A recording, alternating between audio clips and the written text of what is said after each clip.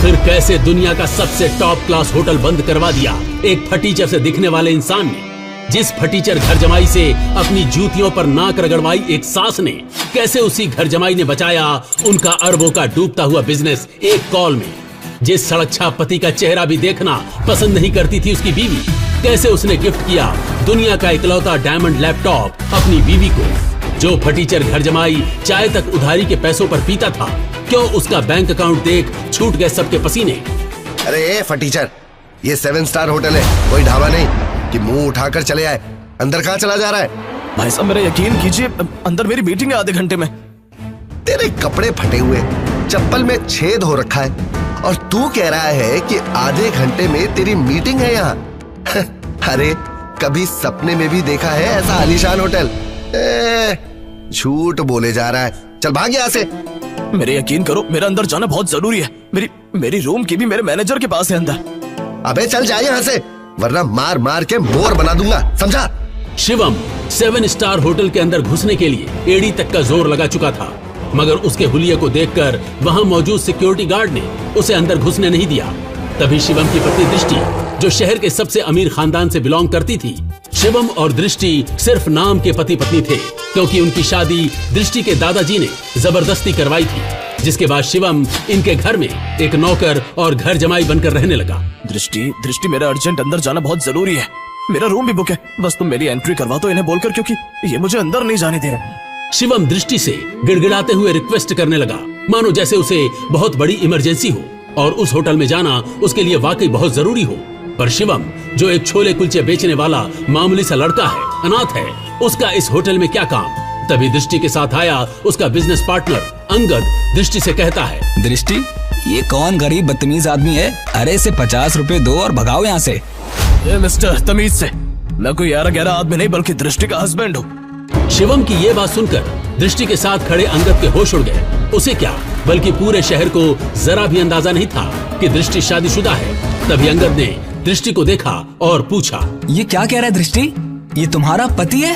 अंगद का ये सवाल सुनते ही दृष्टि कुछ सेकंड के लिए ब्लैंक हो गई, लेकिन फिर उसने बड़ी हिम्मत करके कहा, क्या अंगद, तुम्हें सच में लगता है ये गरीब भिखारी मेरा हस्बैंड होगा? ये तो कोई चंदा मांगने वाला सड़क छाप आदमी है, मेरा पति नहीं। इतना सुनते ही शिवम को जोर का धक्का लगा, उसका दिल पिघल गया था। वो कुछ कहने ही वाला था कि अंगद बड़ी बदतमीजी के साथ शिवम पर चिल्ला दिया, इससे पहले कि मैं तुझे मार मार कर यहाँ से भगाऊं, अपने आप यहाँ से चला जा, समझा? शिवम अपनी किस्मत पर अंदर ही अंदर रोने लगा। वो वहाँ से निकलने ही वाला था कि तभी अचानक कार होटल के बाहर आकर रुकती है, जिसमें से शहर के बड़े बिजनेसमैन नितिन रायजादा निकलते हैं और उनकी नजर सीधे शिवम पर पड़ती है और वो शिवम को देखते ही उसकी ओर दौड़े चले जाते हैं। मिस्टर शिवम, आप? सर, आपने मुझे पहचाना नहीं? मिस्टर रायजादा को कौन नहीं जानता था। दृष्टि उन्हें देखते ही पहचान गई थी, पर उन्हें शिवम से बात करता देख दृष्टि और अंगद दोनों के होश उड़ गए। दृष्टि, ये मिस्टर रायजादा जैसा बड़ा आदमी शिवम से क्या बात कर रहा है और वो इसे जानता कैसे है? वही तो मुझे भी समझ नहीं आ रहा है। 5000 करोड़ की कंपनी के मालिक को कैसे जानता है? जरूर ये मिस्टर रायजादा का ड्राइवर होगा। काफी देर बात करने के बाद शिवम मिस्टर रायजादा से कुछ इशारे में कहता है और मिस्टर रायजादा तुरंत किसी को कॉल लगाते हैं और शिवम की उस 7 स्टार होटल में एंट्री करवा देते हैं। वो देखो, इस भिखमंगे ने मिस्टर रायजादा से भीख मांगकर होटल में एंट्री ले ली है। पता नहीं अंदर जाकर क्या करेगा। तभी दृष्टि भागते हुए मिस्टर रायजादा के पास जाकर पूछने लगी, हेलो मिस्टर रायजादा, मैं नारायण ग्रुप ज्वेलर्स की CEO हूँ। बुरा ना माने तो मैं पूछ सकती हूँ, क्या आप उस भिखारी को कैसे जानते हैं जो अभी अभी आपके पास खड़ा था? भिखारी? You mean mister Shivam? Are you kidding? आप मिस्टर शिवम को भिखारी कह रही हैं? मैडम, लगता है आप मार्केट में काफी नई हैं, वरना ऐसे सवाल नहीं पूछती। अच्छा, मैं चलता हूँ। इतना कहकर मिस्टर रायजादा वहाँ से चले जाते हैं और दृष्टि सोच में पड़ जाती है कि आखिर ये मिस्टर रायजादा ने क्या कहा। और दूसरी ओर शिवम तेजी से होटल के अंदर भाग रहा होता है कि उसे वहाँ उसका मैनेजर खड़ा दिख जाता है, जो शिवम से मिलकर कहता है, शिवम सर, हेलो, और ये रहा आपका ब्लैक टक्सिडो सूट। आज की मीटिंग के लिए आप कॉरिडोर से अपने रूम में चले जाइए, क्योंकि आपके पास ज्यादा टाइम नहीं है, गेस्ट आ गए हैं। और ये भी रखिए आपके रूम की की। शिवम तेजी से वहाँ से भागते हुए अपने रूम की तरफ निकल जाता है, पर तभी अचानक वो उसके सामने से आ रहे एक आदमी से टकरा गया, जिससे वो आदमी नीचे गिर पड़ा। Oh no! अंधे कहीं के, ये 7 स्टार होटल है, तेरी कॉलोनी का पार्क नहीं। तू जैसे भिखारी को यहाँ किसने घुसने दिया? देखिए सर, सॉरी, मैं जल्दबाजी में हूँ, इसीलिए आपसे टकरा गया। अब मेरी मीटिंग, मुझे जाना होगा, सॉरी। मेरे होते हुए तो इस होटल में 2 मिनट भी नहीं रुक सकता। तू जानता नहीं है तूने किस आदमी से टक्कर खाई है। और तभी वो आदमी इतना कहते हुए शिवम का रास्ता रोक देता है और वहाँ 6 बॉडीगार्ड्स आ जाते हैं और आकर शिवम को पकड़ लेते हैं। तेरी इतनी हिम्मत, तूने हमारे सर को धक्का मारा। तू शायद जानता नहीं, ये इस होटल के मालिक हैं। सर, मेरे लिए इस समय ये मीटिंग बहुत जरूरी है, मैं आपसे माफी मांगता हूँ, प्लीज मुझे जाने दीजिए, मुझे इमरजेंसी है। इसका ये भाड़े का सूट जमीन में फेंक कर गंदा कर दो। मैं भी देखता हूँ इस जैसा भिखारी कैसे मीटिंग अटेंड करेगा। 2 कौड़ी का नौकर और 2 कौड़ी की इसकी कंपनी, पता नहीं कैसे कैसे लोगों को जॉब दे देते हैं। No sir, no. शिवम की आंखों के सामने वो बॉडीगार्ड शिवम का सूट जमीन पर फेंक कर गंदा कर देता है और शिवम उनसे बस रिक्वेस्ट ही करता रह जाता है। जब वो शिवम का सूट जमीन पर फेंक देता है तब शिवम गुस्से में उठता है और उस बॉडीगार्ड को जमीन पर गिरा देता है। शिवम फिर गुस्से में चिल्लाते हुए कहता है, हाउ डेयर यू, तू होता कौन है मेरा सूट गंदा करने वाला? एक 7 स्टार होटल का मालिक होने से अपने आप को बहुत बड़ा आदमी समझने लगा है क्या? अब देख, अगले 10 मिनट में तेरी बर्बादी शुरू होगी। शिवम के इतना कहते ही वहाँ खड़े लोग और बॉडीगार्ड शिवम पर जोर जोर से हंसने लगे। तभी उस होटल के मालिक ने शिवम की बेइज्जती करते हुए कहा, तुझ में अकड़ बहुत है, मैं यहीं खड़ा हूँ, चल दिखा क्या कर सकता है तू। तभी शिवम गुस्से में तुरंत किसी को फोन लगाता है और कहता है, हेलो, मैं बोल रहा हूँ यंग मास्टर, अभी के अभी कपूर 7 स्टार होटल को तुरंत ब्लैकलिस्ट कर दो, मुझे अगले 10 मिनट में ये होटल बंद चाहिए, समझे? शिवम का फोन डिस्कनेक्ट होने के बाद कपूर 7 स्टार होटल के मालिक को और हंसी आ जाती है। पर तभी अचानक होटल में लगी टीवी स्क्रीन पर न्यूज में बड़ी बड़ी हेडलाइंस में कपूर 7 स्टार होटल की न्यूज आने लगी। इस वक्त की सबसे बड़ी खबर, बताया जा रहा है कि दिल्ली के कपूर 7 स्टार होटल को गवर्नमेंट की ओर से अभी बैन कर दिया गया है। ये खबर सुनते ही मिस्टर कपूर के होश उड़ गए और वो घबराकर ऑफिसर्स को कॉल करने लगे। हे मिस्टर, किससे पूछकर तूने मेरे होटल को ब्लैकलिस्ट करने की कोशिश की? 7 स्टार होटल को बैन करना कोई मजाक नहीं है। ये सब बिना कोई नोटिस के न्यूज में कैसे पब्लिश हुआ? सर, हमें ऊपर से इमीडिएट ऑर्डर आए हैं कि आपके लाइसेंस को कैंसिल कर दिया गया है और होटल को अभी से बैन कर दिया गया है। आपको बात करनी है तो सीधा मिनिस्ट्री से बात करनी होगी। मिस्टर कपूर को कुछ समझ नहीं आ रहा था, पर तभी उन्होंने शिवम को देखा और उसने कहा, मैंने कहा था ना 10 मिनट के अंदर अंदर तुझे सड़क पर ला दूंगा, तेरा होटल बंद करवा दूंगा। लेकिन तू जैसा मामूली आदमी ऐसा कैसे कर सकता है? मैं इतना करोड़पति आदमी हूँ, इतनी पावर है मेरे पास, मेरे होटल को बैन करने के लिए खुद पीएम के ऑर्डर चाहिए होते हैं, पर तूने एक कॉल में मेरा होटल बैन करवा दिया। कैसे कैसे? अभी तो बस तेरा होटल बैन हुआ है, पर तूने जो फ्रॉड करके इंडिया में स्विस बैंक में जो पैसा जमा किया है उसके लिए तुझे जेल भी करवाता हूँ। पर मुझे अभी इमरजेंसी है, इसीलिए इतने में छोड़ रहा हूँ, वरना आज हाथ में कटोरा दिलाकर भीख मंगवाता तुझसे। ये सुन वहाँ पर मौजूद सभी लोगों के चेहरे पर 12 बज गए थे। ये आखिर एक मामूली आदमी ने एक कॉल से देश के सबसे बड़े होटल को कैसे हमेशा के लिए बंद कर दिया। तभी शिवम का मैनेजर, जिसने उसे ब्लैक सूट और रूम की की दी थी, वो भागा भागा शिवम की तरफ आया और कहने लगा, सर, आपका वहाँ पहुँचना बहुत जरूरी है, वो लोग वहाँ आ गए हैं, आइए हमें अभी चलना होगा। सर, यानी ये कोई मामूली आदमी नहीं बल्कि बहुत रईस और पावरफुल आदमी है। सुनो, तुम्हारा नाम क्या है? शिवम वहाँ से निकलने ही वाला होता है, पर मिस्टर कपूर की बात सुनकर वो रुक गया और उसने घूरकर मिस्टर कपूर को अपना नाम बताया और ये नाम सुनते ही वहाँ पर खड़े सभी लोगों के माथे पर पसीना आ जाता है और मिस्टर कपूर तो शिवम के पैरों पर गिर जाता है। सर, आप मुझे माफ कर दीजिए सर, मुझे माफ कर दीजिए। मुझे जरा भी पता होता तो मैं आपके लिए खुद होटल रिजर्व करवा देता। सर प्लीज मुझे माफ कर दीजिए, आइंदा ऐसी गलती नहीं होगी।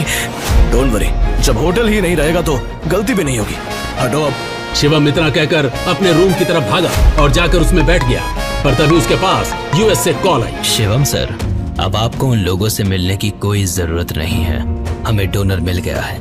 बड़े साहब अब खतरे से बाहर हैं और हम उन्हें लेकर कल इंडिया ही आ जाएंगे। ओह थैंक गॉड, मैं तो डर ही गया था। अब शिवम बिना टेंशन के एयरपोर्ट से निकलकर सीधा अपने ससुराल यानी नारंग मेंशन पहुंच गया। उधर रोज की तरह शिवम दुनिया से बेखबर अपनी ही धुन में हाथों में दृष्टि का लंच बैग और कानों में ईयरफोन्स लगाए ऑफिस आया। गुड मॉर्निंग मिसेस वर्मा, कैसी हैं आप? आज का दिन बहुत खूबसूरत है ना? Hello, how are you? Tension क्यों? तू सारा टाइम घर में नौकरों की तरह काम करता रहेगा कि कभी न्यूज भी देखेगा? वो इतने बड़े बिजनेसमैन का दामाद है और तुझे बिल्कुल खबर नहीं बिजनेस की। सर क्या हुआ कि मुझे मालूम नहीं है। सरकारी टेंडर्स ना मिलने से नारंग इंडस्ट्रीज को बड़ा झटका। वेंटिलेटर पे चल रही नारंग इंडस्ट्रीज को इस 200 करोड़ के टेंडर से बहुत उम्मीदें थी, लेकिन ये टेंडर चला गया कपूर इंडस्ट्रीज के पास। नारंग इंडस्ट्रीज और उसके गिरते हुए शेयर्स को कैसे बचाएगी दृष्टि नारंग? ऋषभ दृष्टि का बिजनेस पार्टनर था। वैसे तो उसे दृष्टि का जीवन साथी बनना था, लेकिन दृष्टि के दादाजी ने मरने से पहले जबरदस्ती दृष्टि की शादी एक सड़क छाप गरीब लड़के शिवम से करा दी थी, जो छोले कुलचे बेचता था। और फिर दृष्टि के दादाजी के गुजर जाने के बाद बिजनेस को संभालने के लिए दृष्टि के पिता अखिल नारंग ने बहुत कोशिश की, लेकिन वो कंपनी को संभाल नहीं सके।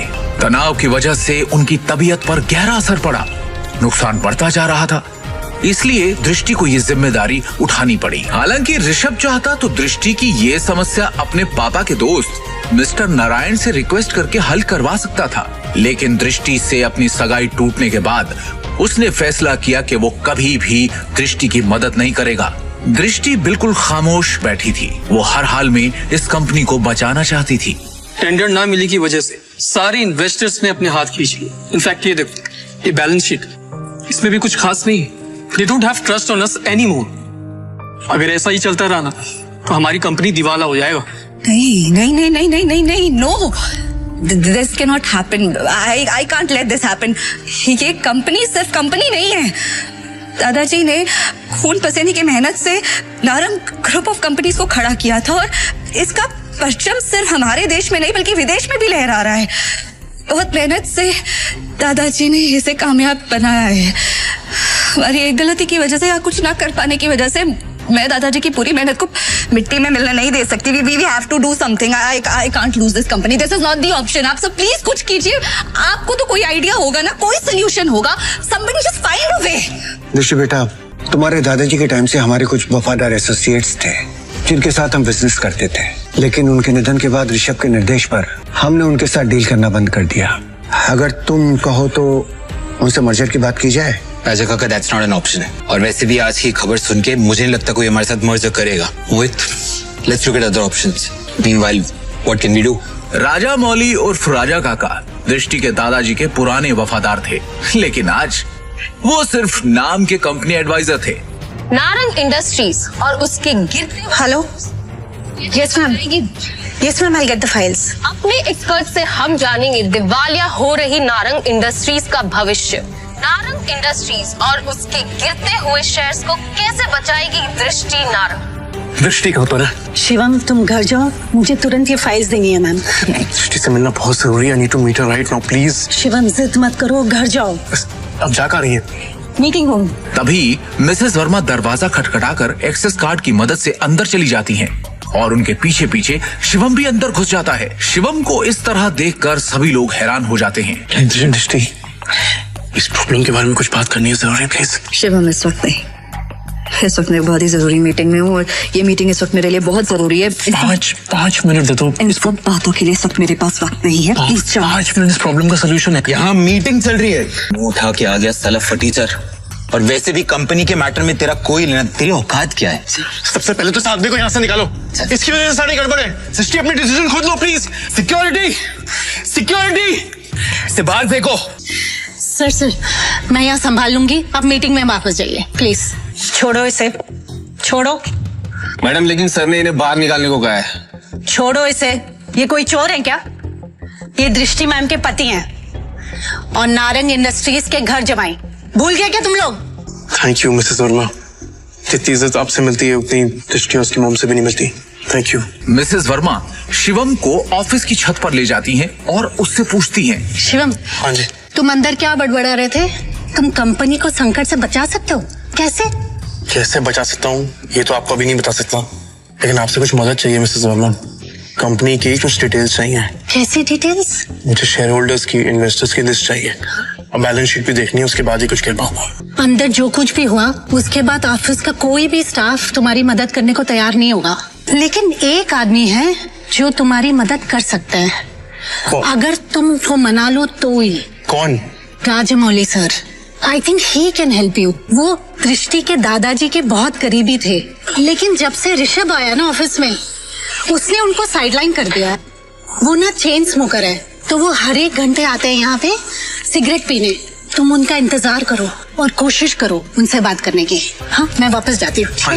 शिवम वहाँ खड़ा होकर राजा मौली का इंतजार करने लगता है।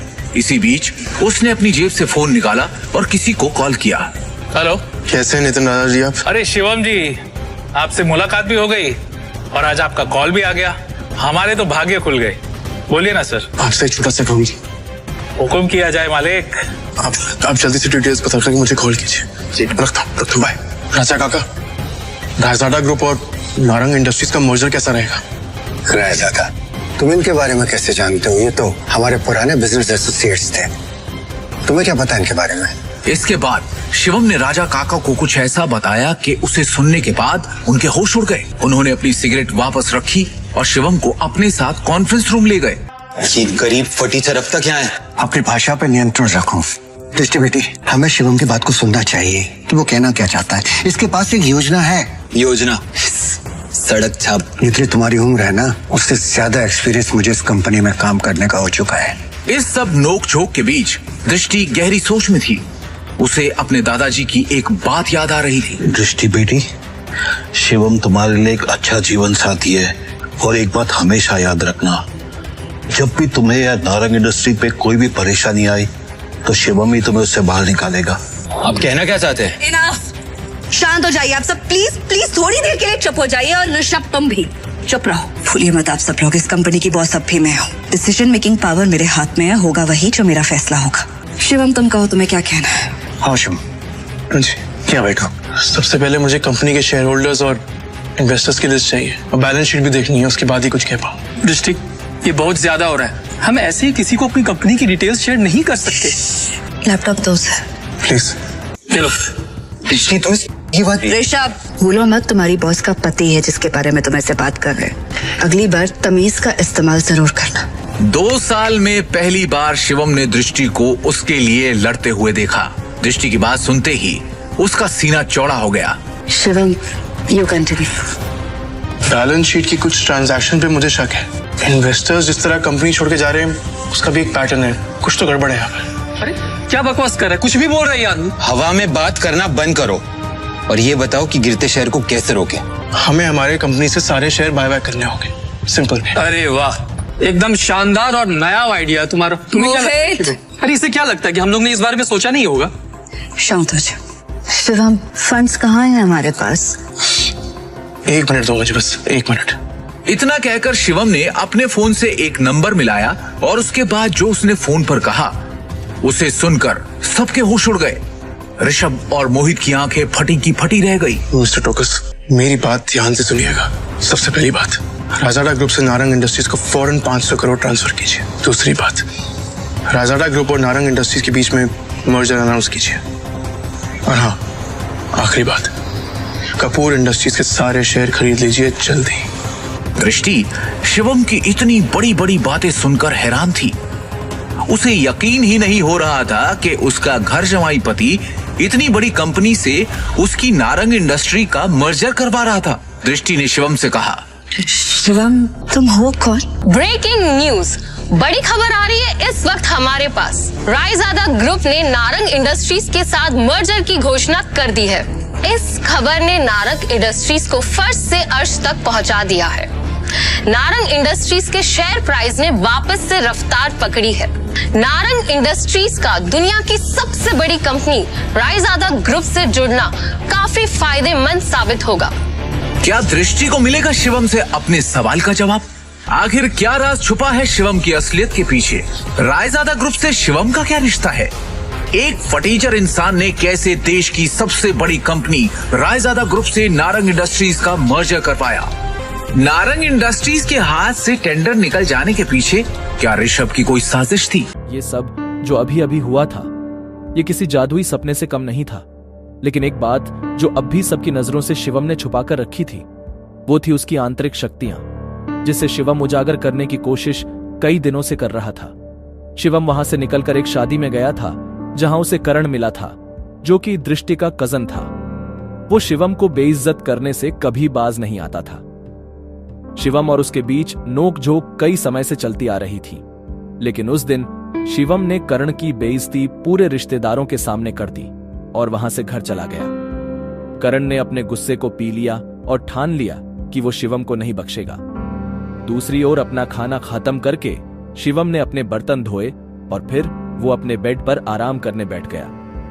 ध्यान या मेडिटेशन करने की महारत उसने पिछले कुछ सालों में ही पाई थी। शिवम के लिए मेडिटेशन उसके शरीर के अंदर दिन भर में जमा हुई गंदगी बाहर निकालने का एक जरिया है। और तभी शिवम ने हाथ आगे बढ़ाया और बेड के साइड में रखा एक काला पत्थर उठाया। उसे मुट्ठी में बंद कर जैसे ही उसने हाथ को हल्के से घुमाया, वो पत्थर राख बन उसकी उंगलियों के बीच से सरक गया। शिवम की आंखों में उत्साह भर गया और उसने खुद से कहा, भस्म शक्ति ने अपना रूप ले लिया है। अरजा, उसके गुरु ने भी तो यही कहा था कि वो तक्षक महल का वंशज तभी माना जाएगा जब वो अपनी अंदरूनी शक्तियों को जगा लेगा, और तब उसकी तलाश शुरू होगी ढूंढने के लिए रायजादा परिवार के उन खास लोगों को जिनसे वो अपने गुरु के निशानी के तौर पर दिए जेड पत्थर की मदद से मिल पाएगा। वही वो पल होगा जब शिवम अपनी जिंदगी को बदल पाएगा। सिर्फ इतना ही नहीं, इसके साथ ही शिवम के हाथ वो सब भी लगेगा जो आम इंसान की पहुंच में नहीं, जैसे कि पौराणिक औषधियां, धन और उसके पूर्वज। यही तो होता है इस विद्या में। इसमें किसी के वैभव और उसकी शक्ति की कोई सीमा नहीं है। सक्का अपने गुरु का निशानी के तौर पर दिया हरा पत्थर अपने हाथों में घुमाते हुए शिवम ने सोचा, मेरी शक्तियां पूरी तरह से जागृत हो चुकी हैं। अब वक्त आ चुका है मामले को अपने हाथों में लेने का, एक्शन में आने का। शिवम ने अपनी शक्तियां जागृत होने के बाद उनसे अपनी शक्तियों के दम पर दृष्टि के ऑफिस में हुई सारी चीजों को दृष्टि और वहां मौजूद सब लोगों को भुलवा दिया। यहां तक कि नितिन रायजादा भी अब शिवम के साथ हुई बातों को भूल चुके थे। ऐसा शिवम ने क्यों करा, वो तो वक्त ही बताएगा। अगले दिन शिवम की मुलाकात उसके पिता से हो गई, जो कि इतने दिनों से उसे मिलने के लिए मजबूर कर रहे थे। तुम्हारे दादाजी पिछले 2 सालों से बिस्तर पर हैं, बहुत बीमार हैं। अपने बिगड़ते स्वास्थ्य के बावजूद वो बस एक ही जिद लेकर बैठे हैं कि केवल एक बार फिर तुमसे मिलना चाहते हैं। वो बस चाहते हैं कि तुम वापस आ जाओ। भावेश, जो कि शिवम के पिता हैं, उन्होंने कहा, तुम्हारे चाचा की भी शादी हो चुकी है, लेकिन तुम्हारे ताऊजी और चाचा जी के यहाँ केवल 2 बेटियां हैं। शाह खानदान का इकलौता दावेदार। शिवम ने खुद को नीचा दिखाने के लिए बुदबुदाया। तो आप चाहते हैं कि मैं परिवार की विरासत के लिए आपकी सौदेबाजी का हथियार बन जाऊं? तुम सच में बहुत भोले हो, भावेश ने ठंडे स्वर में कहा। हमारे परिवार का जो व्यापार है, उसकी अनगिनत शाखाओं के अलावा हमारे शाह परिवार का दिल्ली और उसके आसपास के इलाकों में एक बड़ा पारिवारिक व्यवसाय है। परिवार के नियमों के अनुसार अगर परिवार के मुखिया की मृत्यु हो जाती है और तीसरी पीढ़ी को संभालने वाला कोई नहीं है, तो परिवार के मुखिया को दूसरे परिवार से बदल दिया जाएगा और उस समय से शाह परिवार पर हमारी शाखा का शासन नहीं होगा। और इसका मुझसे क्या लेना देना है? शिवम ने शांति से पूछा। तुम्हारे दादाजी के बीमार पड़ने के बाद से ही पिछले कुछ वर्षों में तुम्हारे चाचा और ताऊजी पहले से ही परिवार की विरासत और सत्ता की हकदारी के लिए लड़ने की तैयारी में जुट चुके हैं, जिससे परिवार के भीतर एक जबरदस्ती का हंगामा हो रहा है। क्या तुम बस ऐसे ही हाथ पर हाथ रखकर बैठे रहोगे और कुछ नहीं करोगे? भावेश ने निराशा भरी नजरों से पूछा। शिवम थोड़ा झुंझलाया और उसने उपहास भरी मुस्कान से भावेश की तरफ देखा। आखिरकार वो अपने पिता भावेश के वास्तविक स्वरूप को भली भांति जानता था। सत्ता के लिए वो दूसरों की भावनाओं की परवाह किए बिना वो सब कर सकते थे जो जरूरी बन जाए। शिवम, तुम खुद ही सोचकर देखो कि क्या तुम वाकई में इस छोटे से नारंग परिवार में रहना चाहते हो और जिंदगी भर इस तरह अपमानित होना चाहते हो? भावेश ने शिवम से पूछा। कल नारंग परिवार की शादी के दौरान तुम्हें इतना बड़ा अपमान सहना पड़ा, भावेश ने कहा। क्या तुम उनसे बदला लेने की शक्ति नहीं चाहते? क्या तुम नहीं चाहते कि तुम्हें वो रुतबा, वो शोहरत, वो ताकत मिल जाए कि तुम जब चाहो तब पूरे नारंग परिवार को अपने सामने पैरों पर घुटने टेकने के लिए मजबूर कर दो? भावेश के ये कहते ही शिवम ने उसकी तरफ देखा और फिर एक गहरी सोच में डूब गया। भावेश ने अपने चालाक स्वभाव का इस्तेमाल कर शिवम से अनुनय किया, लेकिन इसके बावजूद भी शिवम ने सिर्फ अपना सिर हिलाया और कुछ नहीं कहा। मुझे पता है कि तुम मुझसे अपने दिल की गहराई से नफरत करते हो। तुम चाहो तो जीवन भर मुझसे नफरत कर सकते हो और मुझे अपने पिता के रूप में स्वीकार नहीं करना चाहते हो तो वो भी मत करो। भावेश ने गंभीरता से कहा, केवल एक चीज है जो तुम्हें करने की जरूरत है, वो है शाह परिवार में वापस आना और अपने दादा को पहचानना। फिर तुम शाह परिवार से वो लेने में सक्षम हो जाओगे जो तुम चाहते हो और उस शक्ति के साथ तुम जो चाहो वो कर सकते हो। दिखने में इतनी सिंपल सी शर्त है, पर ये एक बहुत बड़ा मौका है जो तुम्हारे लिए शोहरत और ऊंचाइयों के सारे रास्ते खोल देगा। क्या तुम अब भी इसे स्वीकार करने को तैयार नहीं हो? शिवम ने स्पष्ट रूप से कहा, मुझे आपकी सहायता की कोई जरूरत नहीं है। मैंने वास्तव में तब तुम्हारे और तुम्हारी मां के साथ गलत किया था, लेकिन अगर तुम मेरी जगह होते तो शायद तुम भी ऐसा ही करते। एक आदमी जीवन में सब कुछ खो सकता है, हालांकि केवल एक चीज जो उसे नहीं खोनी चाहिए वो है वो शक्ति जो उसके हाथों में है। हाँ, आपने जो कहना है या करना है वो कीजिए। नोएडा सिटी, पूर्वी जिला, रायजादा ग्रुप बिल्डिंग। इमारत के प्रवेश द्वार पर पहुंचकर शिवम गेस्ट हॉल में चलने के लिए आगे बढ़ा। सर, क्या मैं पूछ सकती हूं आप किसे ढूंढ रहे हैं? रिसेप्शनिस्ट ने विनम्रता से पूछा।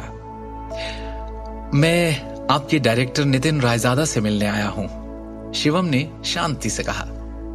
आप डायरेक्टर रायजादा से मिलने आए हैं? क्या आपके पास अपॉइंटमेंट है? उस रिसेप्शनिस्ट ने फिर पूछा। कैजुअल स्ट्रीट वियर टाइप के कपड़े पहने शिवम किसी ऐसे व्यक्ति की तरह नहीं दिख रहा था जिसके पास डायरेक्टर नितिन रायजादा जैसे बड़े आदमी से बात करने की योग्यता भी हो। मिलना तो दूर की बात थी। आप उन्हें सिर्फ मेरा एक मैसेज दे दीजिए और जैसा मैं कह रहा हूं बिल्कुल आप वैसा ही उनसे कहिए। उन्हें बताइए कि मैं चेतन आनंद रायजादा का दोस्त हूं। ठीक है, आप प्लीज कुछ देर वेट कीजिए। भवन के दूसरी ओर डायरेक्टर के ऑफिस में एक असाधारण स्वभाव वाला एक मध्यम आयु वर्ग का व्यक्ति कुछ डॉक्यूमेंट्स और फाइल्स की जांच कर रहा था। कम इन। अनुमति मिलने के बाद एक युवा पुरुष सेक्रेटरी ऑफिस के अंदर आया और उसने नर्म तरीके से सम्मानपूर्वक कहा, डायरेक्टर सर, फ्रंट डेस्क से मैसेज आया है कि कोई आपको ढूंढ रहा है। Front desk? दिन के इस वक्त मेरा कोई अपॉइंटमेंट नहीं है ना? देखो, वो जो कोई भी है मुझे नहीं अपने लिए परेशानी ढूंढ रहा है शायद, और इसके लिए तुम्हें यहाँ आने और हर वो इंसान जो मुझसे यहाँ मिलने आए उसके बारे में मुझे बताने की जरूरत नहीं है, समझे? सर वो एक्चुअली, सेक्रेटरी थोड़ा सा हिचकिचाया और फिर उसने कहा, सर उस आदमी ने आपको एक मैसेज देने के लिए कहा है। उसने कहा है कि वो किसी चेतन आनंद रायजादा का दोस्त है। मुझे लगा शायद मेल आया गया, और जैसे ही शिवम ऑफिस के अंदर आया वो नितिन के सामने एकदम भरकर बैठ गया। उस अधेड़ उम्र के व्यक्ति जो उस कंपनी का डायरेक्टर है, उसने उसे गंभीर भाव से देखा। क्या मैं पूछ सकता हूं आप कौन हैं सर? क्या आप इसे पहचानते हैं? शिवम ने वो हरा जेड पत्थर जो उसे निशानी के तौर पर गुरुजी से मिला था उसे निकालते हुए कहा। उस जेड पत्थर की सतह को जटिल पैटर्न के साथ उकेरा गया था, जबकि चरित्र रायजादा को केंद्र में अंकित किया गया था। ये तो... नितिन ने हैरान भाव से उस हरे पत्थर को देखा। उसका दिमाग अभी भी अस्पष्ट था और उसमें हजारों सवाल थे। ये जेड शहर के रायजादा परिवार से किसी की पहचान और कनेक्शन का प्रतीक है। ऐसे केवल कुछ ही पत्थर तैयार किए गए थे, यहां तक कि खुद नितिन के पास ऐसा एक भी नहीं था। अब कृपया एक क्षण प्रतीक्षा करें, तब तक मैं आनंद जी को आमंत्रित करता हूं, नितिन ने सम्मानजनक स्वर में कहा। इस युवक को नाराज करने की हिम्मत नहीं थी उसमें, जो अभी भी उसके लिए एक राज था। शिवम ने हां में सर हिलाया। कुछ ही समय बाद नितिन सफेद बालों और दाढ़ी वाले एक बूढ़े व्यक्ति उनके साथ ऑफिस में लौटा। नितिन थोड़ा पीछे हुआ और वो आगे आए। नितिन सिर्फ बिजनेस के प्रबंधन का प्रभारी था। दूसरी ओर उसके परिवार के रहस्यों से संबंधित अन्य सभी मामलों को आनंद जी द्वारा नियंत्रित किया जाता था, जिसे नितिन के पिता ने भेजा था। वो बूढ़ा करीब 60 की उम्र का होगा, लेकिन उनकी चाल में सर्प जैसी तेजी थी। इसके अलावा उनकी तेज आंखें जोश से भरी थी, जबकि उनके शरीर में उच्च आत्माओं का उत्सर्जन था। शिवम के हाथ में जेड टोकन को करीब से देखते हुए बूढ़े ने एक सांस लेने से पहले अविश्वास में देखा और अपना परिचय दिया। मैं हूं जतिन आनंद। क्या मैं आपका शुभ नाम जान सकता हूं sir? Shivam. Brother Shivam Raizada group के लिए जेड टोकन लाए हैं। मुझे माफ करें, लेकिन क्या मैं आपकी पहचान का परीक्षण कर सकता हूं? जरूर। शिवम ने हाँ में सिर हिलाया। जतिन को एक नजर देखते ही शिवम बता सकता था कि वो एक साधारण बूढ़ा आदमी नहीं था। इसे देखकर एक बात तो साफ थी कि जतिन आनंद तक्षक विद्या की दुनिया में एक विशेषज्ञ थे। जवाब में सिर हिलाने के बाद जतिन ने अचानक अपनी कलाई को हिलाया और एक जेड गेंद को रोल करते हुए फेंका, जो हवा में घूमती हुई तेजी से शिवम की ओर जा रही थी। अचानक हुए हमले के बावजूद शिवम ने तेजी से अपनी तरफ आती हुई उस जेड बॉल को नंगे हाथों से पकड़ लिया और अपनी सीट पर बैठ गया। और जैसे ही उसने अपनी मुट्ठी खोली, उसकी उंगलियों के बीच से जेड धूल का ढेर फिसलने लगा। इस अप्रत्याशित दृश्य को देखकर नितिन की आंखें चमक गई। जतिन आनंद की अभिव्यक्ति भी फीकी पड़ गई और वो खुद से बुदबुदाए, एक आंतरिक शक्ति विशेषज्ञ इतनी कम उम्र में? कहीं ये उस इंसान का वंशज तो नहीं? रायजादा परिवार के एक बुजुर्ग के रूप में वो प्राचीन तक्षक विद्या से संबंधित गांधी परिवार के रहस्यों के संपर्क में आए थे। इस प्रकार वो मोटे तौर पर शिवम की असली पहचान का अनुमान लगा सकते थे। जतिन आनंद ने झुककर सम्मानपूर्वक कहा, मैं रायजादा परिवार की तीसरी शाखा का बड़ा जतिन आनंद आपका अभिवादन करता हूं, महान Elder. Nitin Raizada great Elder का अभिवादन करता है, नितिन ने गंभीर स्वर में कहा। शिवम के हाथ में जेड टोकन रायजादा परिवार के महान बुजुर्ग की पहचान का प्रतिनिधित्व करता है। रायजादा परिवार के नियम बेहद सख्त थे और किसी को भी उनका अपमान करने की अनुमति नहीं थी। अपनी पहचान स्वीकार किए जाने के बाद शिवम ने थोड़ा सिर हिलाया। द ग्रेट एल्डर इस बार ईस्ट ब्रांच ग्रुप में आए हैं। क्या मैं आपके लिए कुछ कर सकता हूं? जतिन ने गंभीरता से पूछा और उनके इस सवाल पर शिवम के अंदर हजारों बातों का तूफान सा उठ पड़ा। शिवम को पता है कि वो रायजादा ग्रुप के ऑफिस में क्यों आया है, उसे उनसे क्या मांगना है। पर इससे पहले कि वो अपनी बात कहता, उसका फोन बज उठता है। शिवम, फौरन मेट्रो सिटी हॉस्पिटल पहुंचो। मैंने तुम। सिमी विनती करते हुए रो पड़ी। मैं वहां पहुंचता हूं, कहकर जैसे ही शिवम ने फोन रखा, उसका चेहरा भावहीन सा हो गया। दृष्टि बेहोश हो गई। शिवम की आंखों में ऐसा क्रोध उमड़ पड़ा जैसा आज तक कभी किसी ने नहीं देखा। उसने जतिन और नितिन की ओर देखते हुए शांति और अधिकार के साथ कहा, मैं चाहता हूं कि पूरी की पूरी नारंग एम्पायर दिवालिया हो जाए, वो भी एक दिन के अंदर। ग्रेट एल्डर, आपकी आज्ञा सर आंखों पर।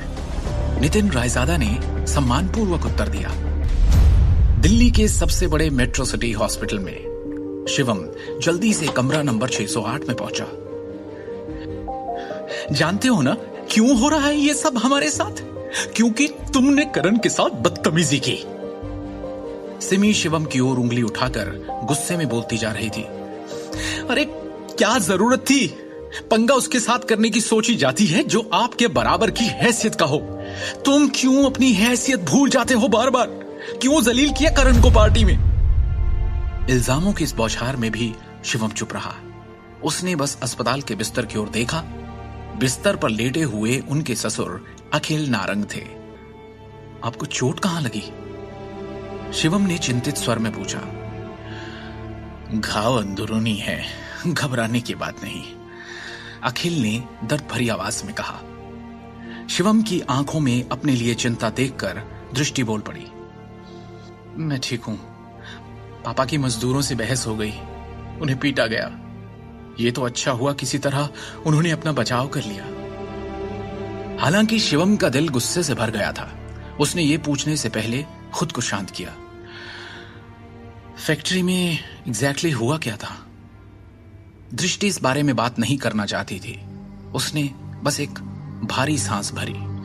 पता नहीं करण को फैक्ट्री के लेनदारों के अधिकार कैसे मिले, या फिर वो कब कैसे सबसे बड़ा लेनदार बन गया। वो मजदूरों को फैक्ट्री की सारी मशीन तोड़ने फोड़ने के लिए उकसाने लगा। मैंने और दृष्टि ने उसे समझाने की कोशिश की, पर वो हंसता रहा हम पर। फैक्ट्री की सारी मशीन्स उठवा ली उसने। फैक्ट्री खत्म हो गई, घर भी जल्दी ध्वस्त हो जाएगा। बहुत निर्दयी हैं वो लोग, और हम क्यों उनका निशाना बने? सिर्फ तुम्हारी वजह से शिवम, सिर्फ तुम्हारी वजह से, बोला उसने। अरे वाह, पूरा परिवार एक साथ। शिवम, कमरे के बाहर से हंसी की आवाज आई। करण यहाँ भी आ गया। आपने मेरे सुझावों के बारे में क्या सोचा, पांचवी चाची, पांचवे अंकल? करण ने उन्हें और भड़काने के लिए उद्देश्यपूर्ण ढंग से अपने शब्दों को लंबा खींचा। अगर मैं आज आपके बचाव में नहीं दौड़ा होता तो वो वर्कर्स तो आपकी जान ही ले लेते, है कि नहीं? एक तो खुद तुमने ये सब करवाया और अब हीरो बनने आ गए हो। बंद करो ये ढोंग करण। करण की बातों से तंग आकर दृष्टि फट पड़ी। करण की चालाक अभिव्यक्ति उनमें से कोई बर्दाश्त नहीं कर पा रहा था। अरे यार, आप लोग दया के लायक हो ही नहीं। ऐसे लोगों को पता है क्या कहते हैं? थैंकलेस। करण ने आह भरते हुए कहा, मैं चाहता था कि अखिल अंकल के सारे कर्जे बाहर के बाहर निपट जाएं। क्या यह तरीका सही नहीं था उन्हें सेव करने का? मेरी जगह कोई और होता तो शायद आज ये जिंदा भी नहीं होते।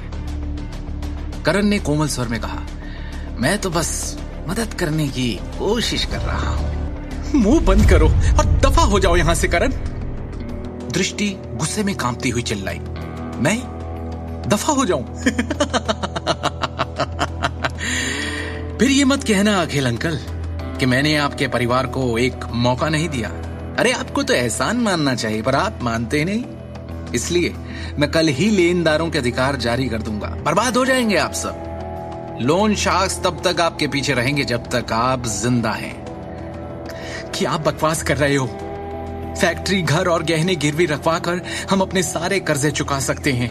क्यों पीछे पड़ेंगे लेनदार हमारे? दृष्टि ने सवाल किया तो करण ने गर्व से भरी मुस्कान दिखाते हुए कहा,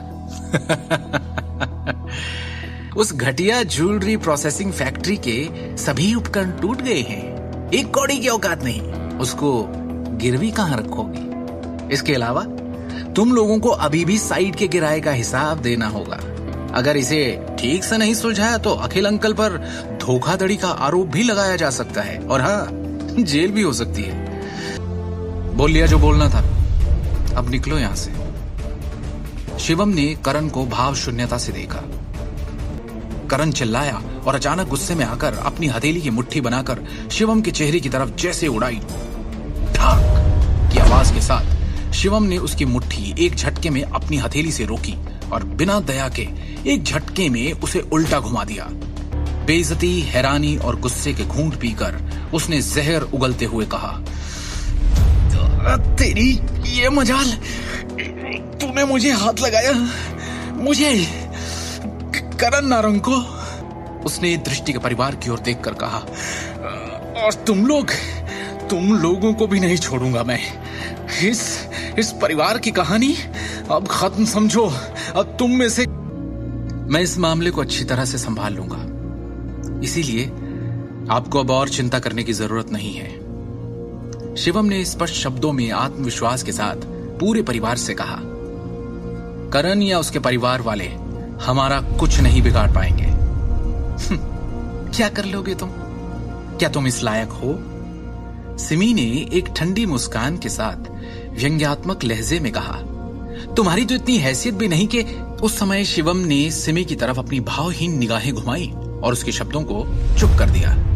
उसकी आंखों से जैसे सिमी की आंखें मिली, उसे ऐसा लगा जैसे शिवम आज पूरी तरह से एक अलग इंसान बन गया है। वो कांप गई। उसे डांटने के लिए जबान खोली थी, पर अब उसकी बोलती खुद ही बंद हो गई। शिवम ने दोबारा दृष्टि की ओर नम्रता के साथ देखा और प्यार से उसे आश्वस्त किया।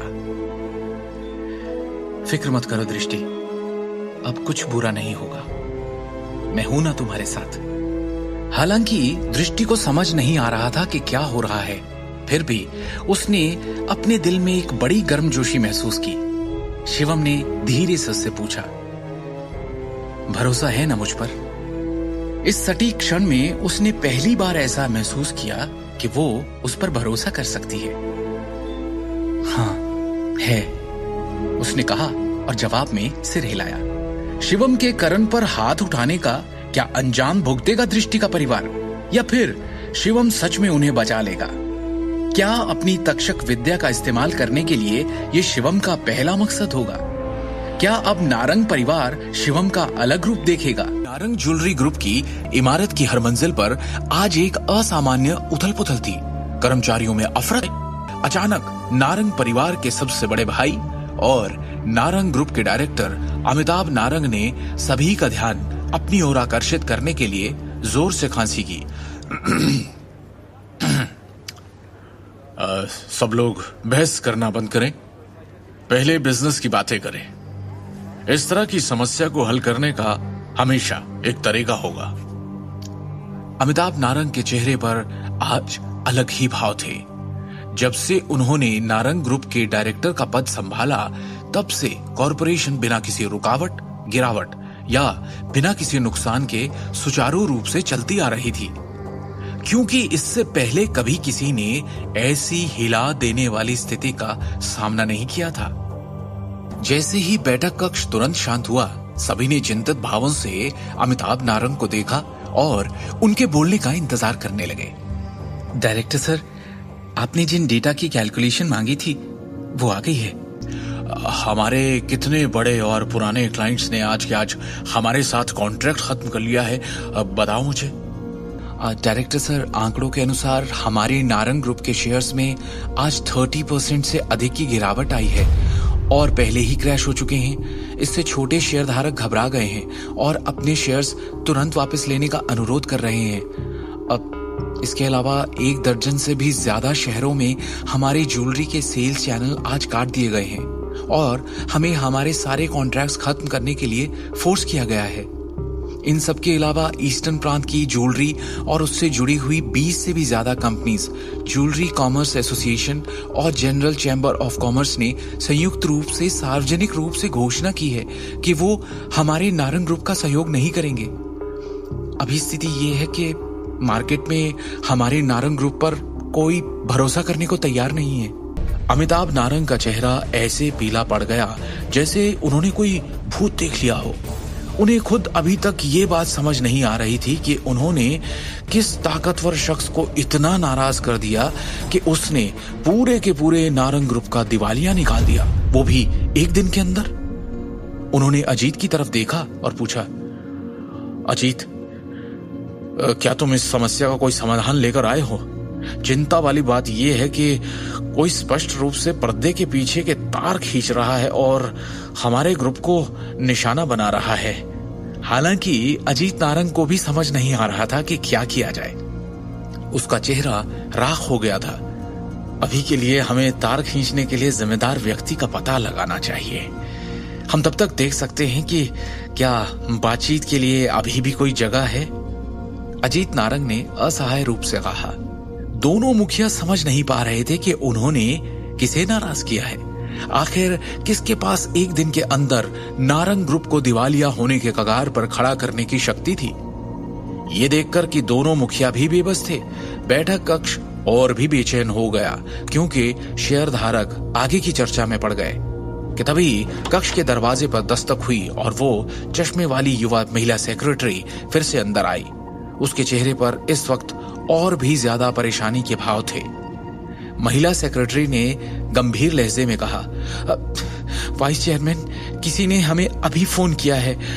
वो रायजादा ग्रुप के सेक्रेटरी विक्रम टोकस हैं। इस बार वो आपसे नारंग ग्रुप के मामलों पर कुछ बात करना चाहते हैं। मुझसे बात करना चाहते हैं? अजीत नारंग ने असमंजस में उत्तर दिया।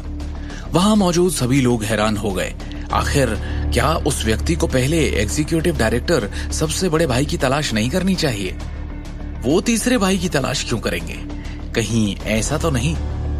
इस वक्त सम्मेलन कक्ष में बैठे सभी लोग ये अनुमान लगा सकते हैं कि वो आदमी बड़े भाई से न मिलकर तीसरे भाई से मिलने क्यों आया होगा, क्योंकि सभी की संदेह भरी निगाहें अजीत नारंग पर जा टिकी थी।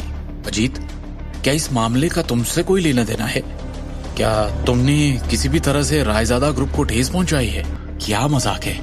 आखिर नारंग ग्रुप का कोई भी शख्स रायजादा ग्रुप जैसे ताकतवर बिजनेस टाइकून से टकराने की हिम्मत कैसे कर सकता है? रायजादा ग्रुप के एक इशारे पर सारा नारंग ग्रुप एक चुटकी में दिवालिया हो जाएगा। तो फिर मैं कैसे? अजीत नारंग ने जल्दी से उनके साथ सभी संबंधों से इनकार कर दिया। हम जल्दी ही पता लगा लेंगे। आप फोन उठाओ और स्पीकर चालू करो, देखते हैं रायजादा ग्रुप का क्या कहना है। अमिताभ नारंग ने ठंडे स्वर में कहा। छोर पर सेक्रेटरी विक्रम टोकस की आवाज बहुत ठंडी थी। हाँ mister Tokas, good morning. Ajit Narang ने विनम्रता से जवाब दिया। 1 घंटे बाद हम एक बड़ी मीटिंग बुलाएंगे। इसके लिए प्लीज नारंग ग्रुप के सारे मैनेजमेंट को फौरन सूचित कर दीजिए। हमारा रायजादा ग्रुप आपकी कंपनी के एक्विजिशन यानी अधिग्रहण के बारे में बात करने के लिए आएगा। अपने बेटे करण नारंग को मीटिंग में बुलाना मत भूलिएगा, विक्रम ने कहा। जी बिल्कुल, अजीत ने तुरंत उत्तर दिया, क्योंकि वो विक्रम टोकस को अपमानित करने की जरूरत नहीं कर सकता था। फोन की एक बीप के साथ विक्रम ने आखिरकार कॉल काट दिया। अजीत नारंग, उसका चेहरा पीला पड़ गया। अपने बेटे का नाम सुनने के बाद उसे एक बड़ी बेचैनी महसूस हुई। कॉल खत्म होने के बाद वहां मौजूद सभी शेयरधारकों ने अजीत नारंग को और भी अधिक शत्रुता और संदेह की दृष्टि से देखा। चूंकि मामला अर्जेंट है, हम एक बार में ही बैठक बुलाएंगे। कंपनी के पूरे मैनेजमेंट को सूचित किया जाए और रायजादा परिवार के लोगों के आने का इंतजार करें, अमिताभ नारंग ने गंभीर स्वर में कहा। 3 घंटे बीत गए। बैठक कक्ष में माहौल बेहद तनावपूर्ण हो गया था, क्योंकि सभी घबराकर इंतजार कर रहे थे। मिस्टर नारंग, क्या हमें फोन नहीं करना चाहिए? वो आ भी रहे हैं कि नहीं? शेयरधारकों में से एक से अब इंतजार नहीं हो रहा था। अनुभव था ही इतना कष्टदायक। हम केवल इंतजार कर सकते हैं। आखिरकार हमारे ग्रुप की जीवन रेखा पहले से ही रायजादा परिवार के हाथों में है, अमिताभ ने गंभीरता से कहा। इसी दौरान एक युवक अचानक अपनी बिजनेस टीम और 2 अन्य वकीलों के साथ बैठक में चला गया। सब लोग मुझे अपना परिचय दें। मैं रायजादा ग्रुप के नारंग ग्रुप एक्विजिशन का इंचार्ज हूं, सेक्रेटरी विक्रम टोकस ने गंभीर अभिव्यक्ति के साथ कहा। और हां, मैं नारंग ज्वेलरी ग्रुप का नया चेयरमैन भी हूं। डायरेक्टर अमिताभ नारंग की जगह कॉरपोरेशन के मामले अब मैं संभालूंगा। इतना कहने के बाद सेक्रेटरी टोकस ने चेयरमैन की कुर्सी खोल दी और बोल्ड अंदाज में बैठ गया। भवानी नारंग के निधन के बाद से नारंग ग्रुप के चेयरमैन का पद खाली था। यहां तक कि अमिताभ और अजीत नारंग ने भी खुद को डायरेक्टर के पद तक ही रखा। ये नजारा देखकर नारंग परिवार के सभी सदस्यों के चेहरे पर घृणा आ गई, पर वो चुप रहे, क्योंकि वो रायजादा ग्रुप को नाराज नहीं करना चाहते। सेक्रेटरी टोकस परिवार के सभी लोगों के हाव भाव देखकर मुस्कुराया और बोला, आगे बढ़ने से पहले ऐसा लगता है आप सब में काफी लोगों की समझ में नहीं आया कि अभी स्थिति एग्जैक्टली है क्या। इस समय मेरे हाथों में नारंग की ज्वेलरी ग्रुप के 55% शेयर हैं। इसके अलावा मैं मैनेजमेंट के तहत 20 ज्वेलरी फैक्ट्रीज और 30 आभूषण फ्लैगशिप स्टोर्स के कंट्रोल में हूं। मेरा मानना है कि अगर मैं चेयरमैन का पद लेता हूं तो किसी को आपत्ति नहीं होगी, है ना? टोकस के ये शब्द एक ढोल की तरह लग रहे थे जो सभी के मन में गहराई से उतर गए, जिससे वो चुप हो गए। ये एक्विजिशन के दस्तावेज हैं, प्लीज आप सभी एक बार ध्यान से पढ़ लीजिए। टोकस ने दस्तावेज की कॉपियां सभी में बांटने का आदेश दिया। उपस्थित सभी शेयरधारकों ने दस्तावेजों को पढ़ते हुए और गहराई से विचार करते हुए गंभीर भाव प्रकट किए कि तभी शांति में विक्रम टोकस की आवाज फिर से आई, एक अलग अंदाज में। करण नारंग कौन है? इतने में वहां मौजूद सभी एक ही दिशा में देखने लगे और पीछे से करण निकलकर सामने आया। विक्रम ने उसे ज़हीन नजरों से देखा। मैं हूं करण नारंग, लेकिन मैं ये नहीं समझ पा रहा हूं कि आपको मुझसे क्या काम है मिस्टर विक्रम टोकस।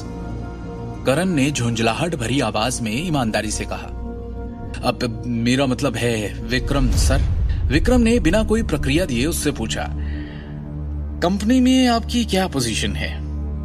और इतनी बड़ी कंपनी के मुलाजिम होने के नाते आपको इतना भी नहीं पता कि बिना बारी के बोलना सही नहीं? विक्रम ने यह कहते हुए करण की ओर अपनी ठंडी निगाह डाली और पास पड़ी मोहर उठाकर तेजी से करण की तरफ फेंकी। और जैसे ही वो सील करण के पेट से टकराई, उसके होश उड़ गए और उसे लगा जैसे उसे हथौड़े से मारा गया हो। जैसे ही उसके पेट से दर्द ऊपर की ओर बढ़ा, उसने बैठक से पहले खाया हुआ सारा खाना कॉन्फ्रेंस रूम की टेबल पर उल्टी कर दिया। करण गुस्से से भड़क उठा, क्योंकि उसे लगा था कि विक्रम ने उसके साथ अन्याय किया है और सबके सामने उसे अपमानित किया है। हालांकि उसने विक्रम को अपनी आंखों में शुद्ध घृणा के साथ देखा, लेकिन उसने विरोध का एक भी शब्द कहने की हिम्मत नहीं की। उसे अभी भी समझ नहीं आया कि रायजादा ग्रुप का ये सेक्रेटरी उसे क्यों निशाना बना रहा है। विक्रम ने धीरे से कहा, अब आप सब लोग मेरी बात ध्यान से सुने। मुझे पूरी उम्मीद है कि आप सब ने इस टेक ओवर के पेपर्स अच्छे से पढ़ लिए होंगे। हमारे रायजादा परिवार ने नारंग के आभूषण समूह से बड़ी संख्या में शेयर और संपत्तियां क्यों खरीदी, इसका कारण ये है कि हमने नारंग के आभूषण निगम की क्षमता को समझा और उसमें इंटरेस्ट दिखाया है, क्योंकि इसके पास महान विकास मूल्य है। इसलिए आप सभी शेयर होल्डर्स को फिलहाल के संकट में होने वाले नुकसान के बारे में चिंता करने की कोई जरूरत नहीं। हमारी टीम की व्यावसायिकता कंपनी को अधिक लाभ मूल्य बनाने की ओर ले जाएगी। सभी शेयरधारकों को केवल उस प्रणाली का सख्ती से पालन करने की आवश्यकता है जिसे मैंने संशोधित किया है और इसे पूरा किया है। भविष्य में हमारा व्यवसाय निश्चित रूप से अधिक ऊंचाई तक बढ़ेगा, पहले से कहीं ज्यादा। उपस्थित 20 से अधिक शेयर होल्डर्स ने सहमति में अपना सिर हिलाया। उनमें से हर एक के दिल में अपनी अपनी योजनाएं थी। उन सभी ने रायजादा ग्रुप के टेक ओवर पेपर्स और स्कीम को ध्यान से पढ़ा था। ऐसा लग रहा था कि दिल्ली के रायजादा समूह का नारंग के आभूषण समूह को एक बार में खत्म करने का कोई इरादा नहीं था। उनके जैसे छोटे शेयर होल्डर्स पर सभी योजनाओं और अनुबंधों का कोई प्रभाव नहीं पड़ेगा। इस प्रकार वो अभी भी पहले की तरह प्रॉफिट में शेयर्स का आनंद ले सकते हैं। इसके अलावा इस योजना ने उन्हें परोक्ष रूप से रायजादा ग्रुप का हिस्सा भी बना दिया, जो अपने आप में बहुत बड़ी बात थी। वो ये भी देख सकते थे कि हालिया संकट स्पष्ट रूप से अजीत नारंग और करण नारंग की तरफ इशारा कर रहा था और उन्हीं पर लक्षित था। और इसका नतीजा ये होगा कि इन दोनों कार्यकारी निदेशकों को जबरदस्त नुकसान हुआ था। उन्होंने न केवल महत्वपूर्ण मामलों में बोलने का अधिकार खो दिया, बल्कि उनकी संपत्तियों और शेयरों की संख्या को भी भारी झटका लगा। वो अब तक सारी प्रेरणा और आशा खो चुके होंगे। हालांकि एक व्यक्ति जिसे सबसे बड़ी हार का सामना करना पड़ा, वो था नारंग परिवार का तीसरा भाई, अमिताभ नारंग। उन्होंने न केवल डायरेक्टर्स बोर्ड का सारा नियंत्रण खो दिया, बल्कि उनकी प्रतिष्ठा भी चरमरा गई थी। आज की घटना निश्चित रूप से दिल्ली शहर के पूरे व्यापारिक उद्योग में फैल जाएगी और उसे हंसी का पात्र बना देगी। ऐसा लगता है कि उसके लिए फिर से अपनी प्रतिष्ठा हासिल करना बेहद मुश्किल होगा। हालांकि अजीत नारंग और अमिताभ नारंग ने शुरू में बदसूरत भाव प्रकट किए, मजबूरी में सिर्फ एक मुस्कान दी और विक्रम की सराहना की और उसे बधाई देने के अलावा वो दोनों और कर भी क्या सकते थे। इस किस्से के करीब 6 घंटे बाद रात में हम जाते हैं एक 5 स्टार होटल के एक आलीशान से लग्जरी सूट में। उसको देखा, अच्छा किया। सामने बैठे शिवम ने बैठक की रिकॉर्डिंग को देखते हुए विक्रम टोकस की क्षमताओं की प्रशंसा की। थैंक यू डायरेक्टर शिवम, आपकी सेवा करना मेरा कर्तव्य है। विक्रम ने विनम्र स्वर में कहा, परिवार का एक दूसरे के साथ एक मजबूत रिश्ता है, इसलिए सिंघानिया परिवार ने उनकी मदद के लिए हाथ बढ़ाया है और उसे कुछ फंड ट्रांसफर किए हैं, जिससे अमिताभ अपनी वर्तमान स्थिति को स्थिर करने में कामयाब हुआ है। इस मामले में क्या हमें उन पर एक बार फिर हमला करना चाहिए और एक ही बार में दोनों परिवारों को नष्ट कर देना चाहिए? इसकी कोई जरूरत नहीं है, शिवम ने शांति से कहा। वैसे आपको अखिल नारंग के गहने कारखाने के मामले पर अतिरिक्त ध्यान देना होगा। शिवम ने पहले से कुछ सोचा हुआ था, जिसे याद करते हुए उसने कहा, सब कुछ सामान्य प्रक्रिया के अनुसार संभाला जाएगा। कारखाने के निदेशक अखिल नारंग को नारंग समूह की औद्योगिक श्रृंखला के अन्य छोटे शेयर होल्डर्स की जितने ही प्रॉफिट देना सुनिश्चित करें। शिवम ने नारंग के आभूषण समूह को खरीदने के लिए विक्रम के लिए उद्देश्यपूर्ण व्यवस्था की थी, जिसमें स्वाभाविक रूप से अमिताभ के परिवार के तहत संपत्ति और उसके ससुर के गहने कारखाने के ऋण शामिल थे। साथ ही उसने विक्रम के लिए सभी कारखानों को नारंग समूह के नाम से व्यवस्थित करने और उन सभी को समान प्रॉफिट देने की व्यवस्था की। इस तरह उसके ससुर की ज्वेलरी फैक्ट्री को नारंग समूह की औद्योगिक श्रृंखला में वापस आने का अवसर मिलेगा। ये बहुत अचानक या स्पष्ट नहीं होगा कि पर्दे के पीछे से कुछ तार खींचे जा रहे थे। कल जब आप नारंग एम्पायर जाएंगे तो एक न्यूज बुलेटिन जारी करने के लिए निदेशक मंडल के नाम का उपयोग करें, जिसमें साफ हो कि कंपनी कई रचनात्मक ज्वेलरी डिजाइनर्स और एक मुख्य डिजाइनर अधिकारी की भर्ती करने वाली है। यस सर, विक्रम ने उत्तर दिया। ठीक है, अभी आप जा सकते हैं और हाँ, आगे की हर खबर मुझे रिपोर्ट करें, शिवम ने स्पष्ट रूप से कहा। अगले दिन छतरपुर जिला दृष्टि का घर। कंपनी के लोगों ने घर को फिर से सजाया और परिवार आखिरकार फिर से अंदर आ सका। शिवम ने सबके लिए खाना बनाया, जिसे पूरे परिवार ने मजे लेकर खाया। ऐसा लगता है कि इस बार हमें स्वयं देवताओं ने आशीर्वाद दिया है। हर चीज का कितना संतोषजनक अंत है। भाई साहब के अपने बेटे के साथ गिरने के बाद पिछले वर्षों में उनके द्वारा बनाए गए दुश्मनों ने उन्हें लात मारने का अवसर ले ही लिया। सिम्मी ने बड़े संतोष के साथ कहा, मुझे नहीं पता कि इन सब के पीछे किसका हाथ है, लेकिन हाँ, एक बार मैं खुद मिलकर उसे व्यक्तिगत रूप से धन्यवाद देना चाहती हूं। अपने चेहरे पर एक उज्जवल मुस्कान के साथ अखिल ने कहा, भाई साहब का परिवार बहुत निर्दयी है। उद्योग में लगातार दुश्मन बनाने के बाद ऐसा लगता है कि उन्होंने इस बार अनजाने में कोई बड़ी गलती कर दी है, जिसके कारण ये सब हुआ। वो इसी के लायक है जो उन्हें मिला, सिम्मी ने अहंकार से फूलते हुए कहा। इस बार नए अध्यक्ष ने हमारे आभूषण कारखाने को कंपनी की औद्योगिक श्रृंखला में शामिल कर दिया है, जिससे हमें भविष्य में शेयर और प्रॉफिट दोनों मिलेंगे। हाय, अब ऐसा लग रहा है मानो एक बड़ा संकट टल गया है। भाई साहब और अजीत को वास्तव में इतने सालों के बाद भी कंपनी के प्रबंधन में बड़ी समस्या आई है। चूंकि रायजादा समूह के पास शक्ति और प्रभाव दोनों है, ये नारंग के आभूषण समूह के लिए अच्छा कदम है। हालांकि ये निश्चित रूप से हमारे पिता द्वारा स्थापित पारिवारिक व्यवसाय को एक सार्वजनिक व्यवसाय में बदलने की कोशिश है, अखिल ने एक विवादित अभिव्यक्ति के साथ कहा। अखिल के हाथों में दिल्ली टाइम्स न्यूज़पेपर था। आप कुछ ज्यादा ही चिंता कर रहे हैं। नारंग के लिए आपके विचारों के बावजूद क्या आपके पिता ने कभी आपको वो पद या सम्मान दिया? क्या उन्होंने कभी आपको कंपनी के प्रबंधन अधिकार देने पर विचार किया है? सिम्मी ने उसकी भावनाओं को ध्यान में रखे बिना धीरे से कहा, अब से आपके नए आए अध्यक्ष विक्रम का ईमानदारी से पालन करना चाहिए।